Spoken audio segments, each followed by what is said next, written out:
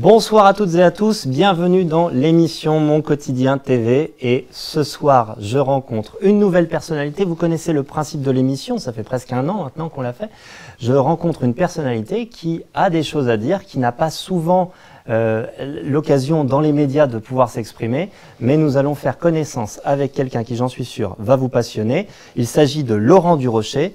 Laurent, bonjour. Bonjour. Bienvenue dans Mon Quotidien TV. Merci. Laurent, il a tout simplement un métier qui est extrêmement rare. Ils ne sont que 600 en France. Il est Luthier. Luthier. Alors peut-être déjà pour les gens qui ont entendu ce mot, luthier, c'est pas quelqu'un qui lutte. Qu'est-ce qui fait le luthier? Le luthier, c'est un artisan qui fabrique, répare et entretient les instruments de musique. Donc le luthier, c'est un nom générique et ensuite se décline en spécialités. Luthier d'instruments à cordes, luthier d'instruments à vent, etc., etc. Et donc quand je disais que vous étiez 600 en France, vous êtes 600 luthiers, tout confondu. Oui. Oui. Ce qui fait que c'est quand même un métier assez rare. Exactement. Oui. Et du coup, comment est-ce qu'on en vient à devenir luthier? C'est ce que tu vas nous expliquer. Mais d'abord, ce que je voudrais préciser aux gens qui nous regardent, c'est que c'est pas la première activité que tu as faite, puisque tu as deux vies, tu as déjà eu deux vies. Tu travaillais d'abord dans les métiers de la restauration, je crois? Mmh. Oui, alors avant, effectivement, j'ai commencé par un apprentissage de menuisier ébéniste et ensuite j'ai basculé dans une autre activité, la restauration, que j'ai fait assez longtemps en fait, pour me reconvertir à l'âge de 38-40 ans, me reconvertir dans le métier que je fais aujourd'hui. D'accord, mais alors du coup, le premier coup c'était un essai raté, t'as fait l'apprentissage dans l'ébénisterie et puis qu'est-ce qui a fait que tu t'es pas tout de suite plongé dans les métiers du bois? Alors en fait, c'était dans les années 80, donc on avait énormément de problèmes. Mes parents étaient plus préoccupés par le chômage et le devenir de leurs enfants. C'était l'incertitude des perspectives, des métiers dans... Exactement. Donc, j'ai préféré faire un métier où j'étais sûr d'avoir du travail tout le temps. Même aujourd'hui, on peut encore... Ouais. Donc, dans la restauration. D'accord. Et du coup, tu t'es épanoui dans ce métier dans un premier temps? Dans un premier temps, jusqu'à une période charnière de ma vie où il s'est passé plein de choses. Et voilà, j'ai décidé de tout chambouler. De tout chambouler, de me consacrer à ce que j'avais envie de faire, le métier de luthier. Donc, enfin, luthier, c'était pas spécialement... Tu savais pas encore. Voilà, exactement. Mais tu t'es dit, j'aime le bois, j'ai envie de retourner à mes premières amours, entre guillemets. Oui. J'aime la musique, et en gros, comment est-ce que je peux mêler l'un et l'autre, c'est ça? Exactement, oui. Comment je peux vivre de mes deux passions. Donc, à 38 ans, tout chamboulé, chamboulé. Départ au Mans pour faire une formation, c'est ça? À l'ITEM, à l'Institut des techniques européens de la musique. Donc ça, c'est une formation en 3 ans? En 2 ans. 2 ans. En 2 ans, avec une formation diplômante, donc. Et puis voilà, je suis sorti de l'école pour ouvrir un atelier 2-3 ans après. Et alors du coup, toi qui étais plutôt dans l'ouest parisien avant cette formation, tu bascules de l'autre côté de Paris, pour quelle raison? Alors, d'abord géographiquement, pour, comment dirais-je, alors on n'est pas 50 000, hein, donc dans le... T'as cartographié voilà, un petit peu? J'ai un peu regardé géographiquement les endroits qui étaient un peu dépourvus de luthiers, et le 77, il y en avait très peu. Je suis quasiment seul aujourd'hui dans le département. Et en préparant cette émission, tu m'expliquais que tu avais été aussi, parce que c'est bien de devenir luthier, mais il faut se fabriquer sa clientèle, il faut créer les choses. Du coup, pendant les premiers mois ou les premières années, voilà. tu as mêlé un peu ta vie d'avant avec la vie à venir. Voilà, j'ai continué à travailler le soir, la nuit, pour pouvoir subvenir... Et du coup, ça t'a pu le faire sur l'aéroport de Roissy? Alors, je l'ai fait sur l'aéroport de Roissy et en deuxième partie sur Disney. D'accord. Ce qui fait que tu as atterri dans un premier temps à côté de Roissy. Voilà. Et puis après... Et ensuite, quand mon activité a commencé à se développer, j'ai commencé à chercher un nouveau local. Un nouveau ou un premier? Parce que tu Non. m'expliquais que... Alors, oui, mais c'était un local commercial quand même. Oui, c'était un local commercial. Voilà, donc les clients venaient à cet endroit-là. Donc c'était le sous-sol de la maison qui était consacré entièrement à l'atelier. Donc là, en changeant d'emplacement, je voulais avoir un atelier plus grand, plus moderne, avec une visibilité, un accès sur la rue, etc. Donc j'ai atterri ici au Carré d'Art de Céris. Donc travailler le bois, et plus particulièrement dans les métiers de la musique, donc luthier. Et dans les luthiers, tu nous expliquais qu'il y avait plusieurs spécialités, entre guillemets. Et toi, tu as choisi d'être spécialiste des instruments à cordes pincées ou frottées. Frottées et pincées, oui. Et du coup, pour quelle raison? Pourquoi ça? Ma passion de la guitare, tout simplement. Ma pratique et ma passion de la guitare. Qui a commencé, je crois, dans ton adolescence. Voilà, qui a commencé assez jeune, une pratique instrumentale normale hein, d'un ado de l'époque. Normal si on veut, parce que tu n'as pas fait le conservatoire pour apprendre à jouer de la guitare. Voilà. Le conservatoire, je l'ai fait uniquement à l'école. D'accord. À l'école de lutherie. Mais alors, comment est-ce que, à l'époque, parce qu'aujourd'hui, il y a des tutos qui permettent d'apprendre, pour apprendre à jouer de la guitare, c'est relativement facile, quoique j'ai essayé, j'y suis pas arrivé, mais toi, tu arrives à faire ça, c'est quoi les combines pour apprendre en autodidacte à faire de la guitare? C'est jouer avec les copains, aller effectivement faire des kilomètres en train pour aller chercher les partitions chez le copain qui habite dans le département d'à côté. Donc voilà, c'était les débrouilles la débrouille de l'époque, hein, et puis surtout la transmission orale par les amis, etc. Quand on joue en groupe, on apprend toujours des nouvelles choses. Ouais, ouais. Un des trucs difficiles quand on apprend la guitare, quand on commence, c'est que ça fait un peu mal aux doigts. Oui. Ça t'a pas fait renoncer? Non, j'avais même effectivement les doigts presque en sang, mais si on insiste un peu, avec un peu de temps, la corde se forme et puis elle reste. Bon.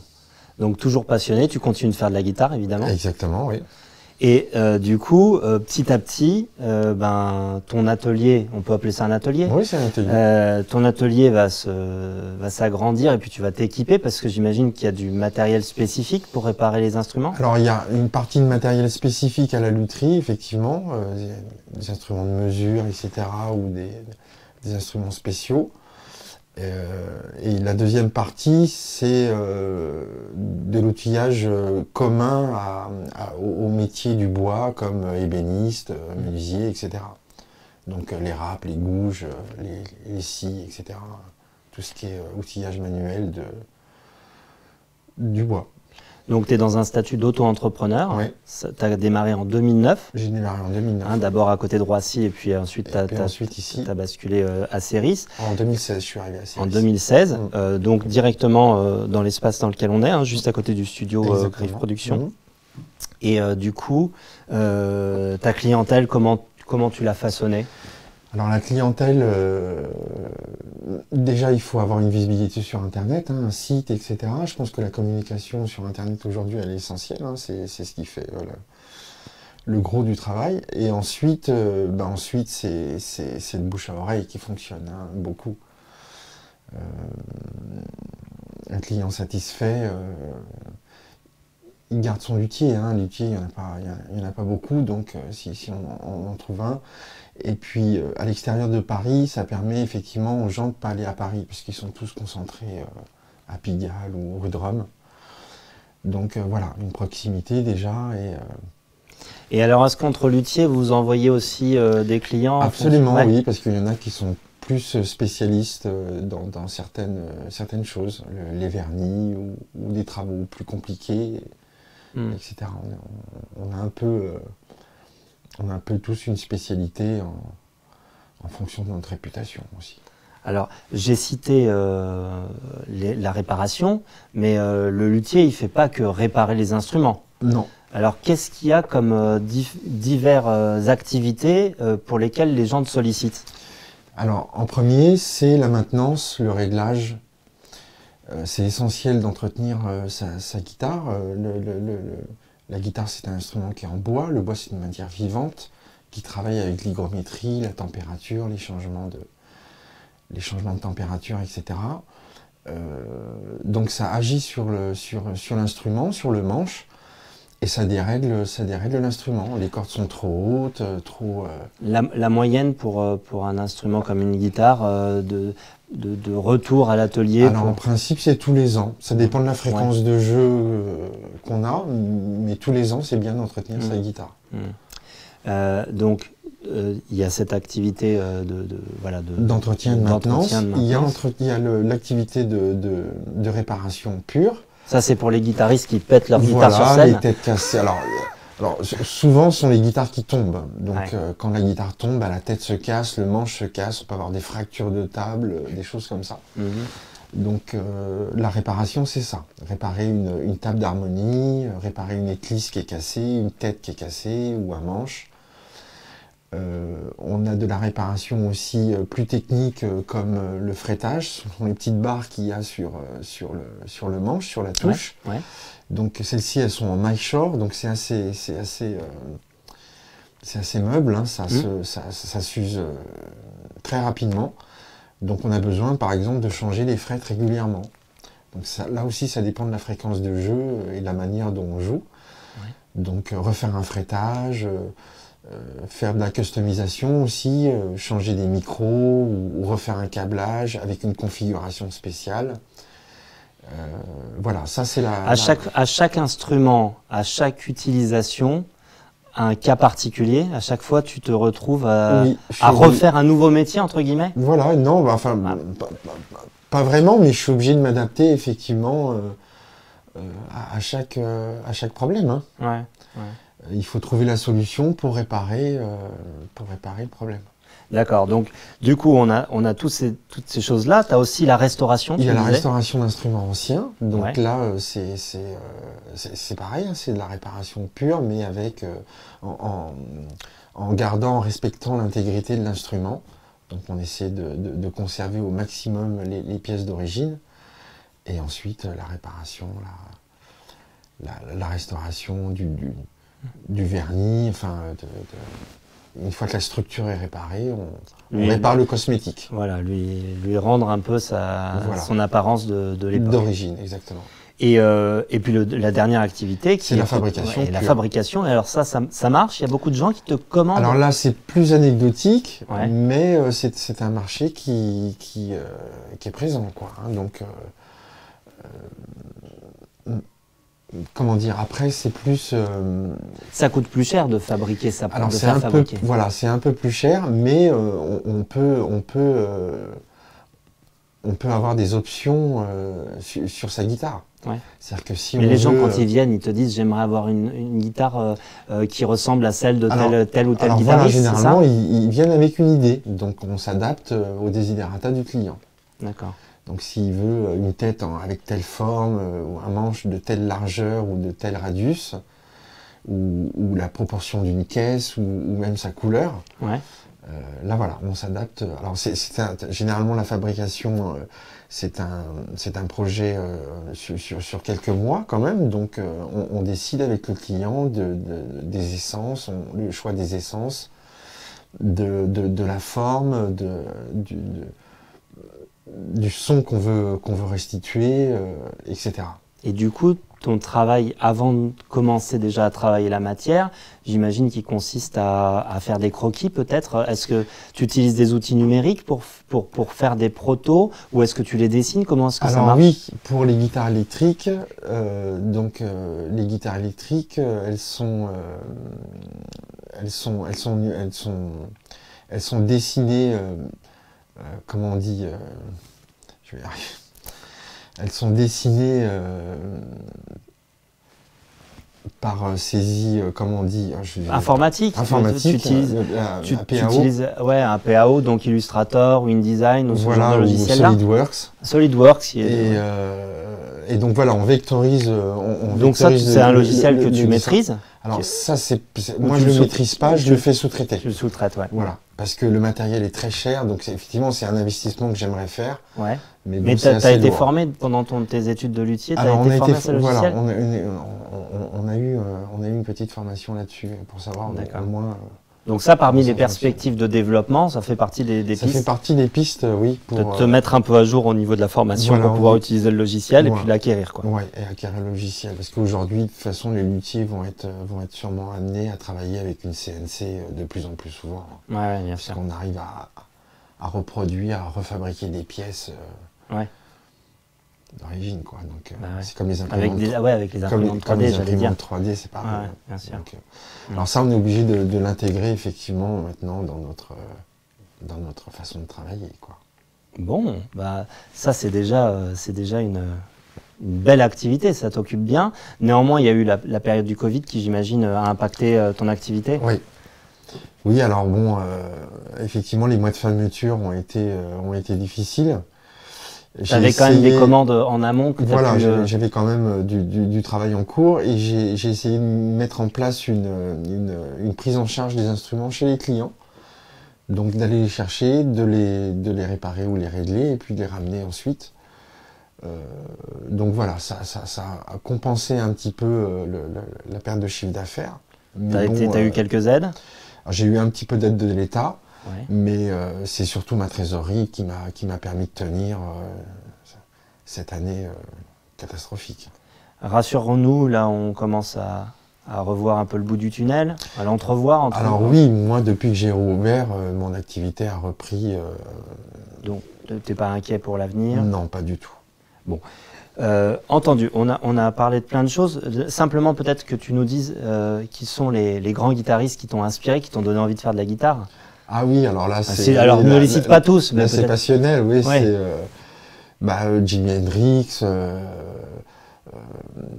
Stevie Ray Vaughan, Santana, etc. Puis il y en a plein d'autres. Hein. C'est tous les grands guitaristes qu'on connaît. Hein. Et maintenant, je bascule pour les quelques dernières minutes qui nous restent de l'émission. Comme tu le sais, depuis la rentrée, on sollicite l'avis de nos invités sur la situation politique en France, puisqu'il y a des élections en début d'année prochaine. Toi, la politique, c'est quelque chose que tu regardes avec intérêt, avec